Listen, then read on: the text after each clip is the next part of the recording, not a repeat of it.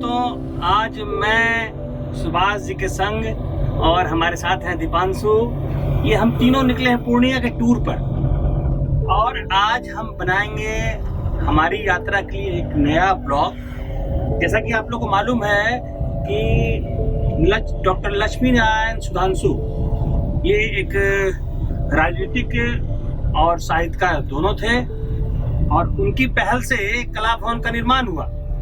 आज जो पूर्णिया में कला भवन है, जो कला भवन की तासीर है, बस उनके बदौलत ही निर्माण हुआ है। और हमारे साथ सुभाष जी हैं, तो मैं सुभाष जी को आज आमंत्रण दिया हूँ कि आज का ब्लॉग वही संभाले। क्यों सुभाष जी, आप रेडी है ना? जैसा आप कहें वो तो हो सकता है, लेकिन मुझसे तो ऐसा होगा नहीं। अरे आप कहते हैं तो चलिए एक ब्लॉग आपके लिए तैयार कर देते हैं। तो सुभाष जी ने जिम्मा ले लिया है दोस्तों, और इस वीडियो को आप जरूर देखें और ज्यादा से ज्यादा लाइक करें और साथ ही साथ पूरा वीडियो देखें ताकि आप सुधांशु जी से रूबरू हो पाएंगे।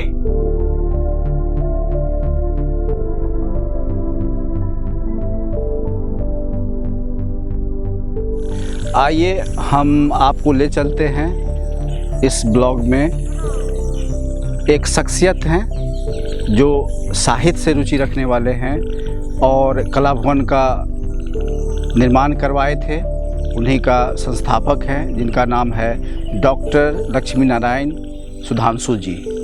आज हम उनके चंदवा स्थित निवास पर आए हैं, जहां पर वो रहा करते थे। तो आइए हम लेके चलते हैं आपको उनके निज आवास पर, जहां पर वो रहा करते थे।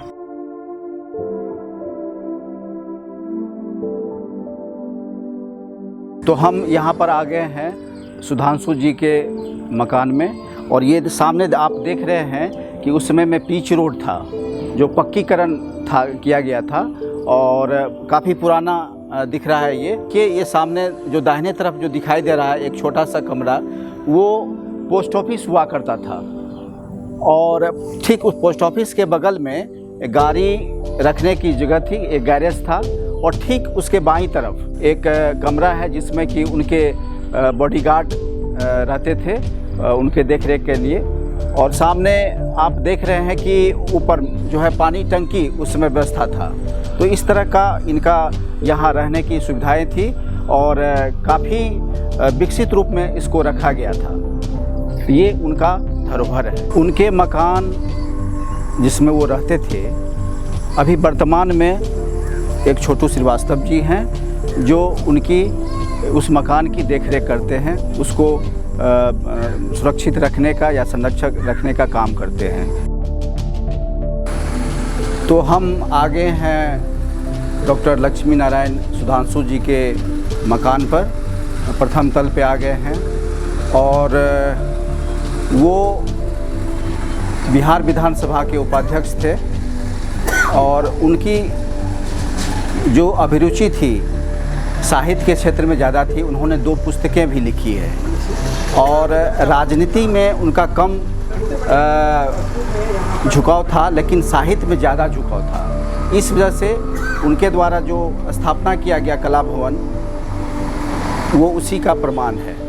पूरे पूर्णिया प्रमंडल और बिहार, इसके साथ ही हिंदी का जो विस्तार क्षेत्र है, उसके एक महान गौरव स्तंभ डॉक्टर लक्ष्मी नारायण सुधांशु जी इसी भूमि के उपज थे। आचार्य शुक्ल के बाद मुझे ऐसा लगता है कि डॉक्टर लक्ष्मी नारायण सुधांशु जी की लेखनी में, उनकी भाषा शैली में तत्वों को प्रतिपादित करने की जो क्षमता थी, वो बिल्कुल शुक्ल जी की तरह थी। और उन्होंने बड़े ही कठिन विषयों को उठाया और उसको अपने आलोचनात्मक ग्रंथों में प्रतिपादित किया। तो आइए हम लेके चलते हैं उनके कमरे में, जहाँ पर वो रहते थे। ये उनका कमरा है, उनके कमरे में हम हैं, जहाँ पर वो लिखते थे, पढ़ते थे। और यही टेबल है जो काफ़ी पुराना है, जो दिख रहा है ये काफ़ी पुराना टेबल है। और एक यहाँ पर एक बुक मिली है जिसका नाम है रेडियो नाटक। तो मुझे लगता है इनका साहित्य के साथ साथ नाटक में अभिरुचि थी, और जिनके लेखक हैं हरिश्चंद्र खन्ना जी, जिनकी ये रचना है। तो मुझे लगता है साहित्य में और नाटक में उनकी ज़्यादा अभिरुचि थी, और वो इस क्षेत्र में ज़्यादा काम किए थे। और यहाँ हम देख रहे हैं उनके द्वारा एक आईना रखा हुआ है, जो शीशा रखा हुआ है, जिसका कि वो उपयोग करते थे। तो ये बहुत काफ़ी पुरानी है। और यहाँ पर हम देख रहे हैं एक ड्रॉर है, जो ड्रॉर में वो किताब रखा करते थे। और एक दूसरा भी ड्रॉर है जो काफ़ी पुराना है, और ये ड्रॉर है जिसमें कि पुरानी चीज़ें रखी हुई है। तो ये मकान जिस कमरे में रहते थे वो काफ़ी जीर्ण शीर्ण स्थिति में है, और इसी कमरे में वो रहा करते थे।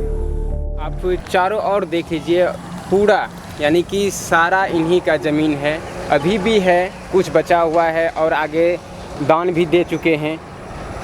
और बगल में गांव बसा हुआ है, उस गांव में भी ये दान दे चुके हैं, जिस गांव का नाम चंदवा हुआ। इसके बाद जो है आगे उनका स्कूल भी है, हाई स्कूल, जो डॉक्टर लक्ष्मीनारायण सुधांशु जी के नाम पे वर्तमान में उनके नाम पर उनके यादगार के रूप में उन्हीं के द्वारा ज़मीन दिया गया था, डॉक्टर लक्ष्मीनारायण सुधांशु जी के द्वारा। और उन्हीं के नाम से यहाँ सरकारी स्कूल भी चल रही है वर्तमान में।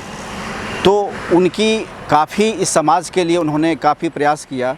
और यहाँ के ग्रामीण क्षेत्र में जो एक पढ़ने लिखने का जो मौका नहीं था उस समय, तो उनको यहाँ पर स्कूल खोल करके और उनको दिया गया, और अध्ययन के लिए, यहाँ के समाज के उत्थान के लिए वो अपना ज़मीन भी दिए थे स्कूल के लिए।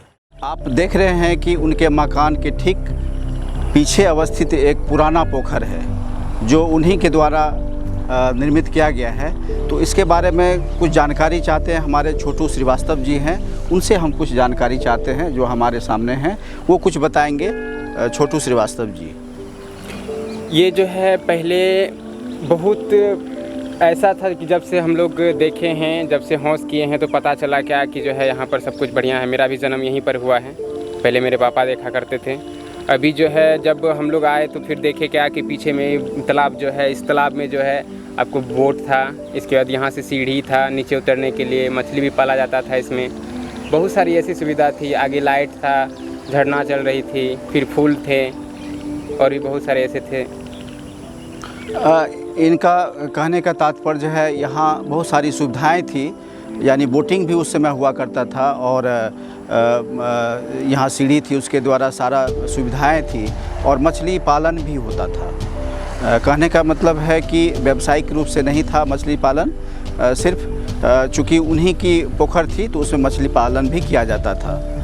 तो ये है डॉक्टर लक्ष्मीनारायण सुधांशु जी का जो धरोहर है, उनका ये मकान, उनका पोखर, ये उनका एक इतिहास है, जो हम साहित्य के एक बड़े मेधावी थे।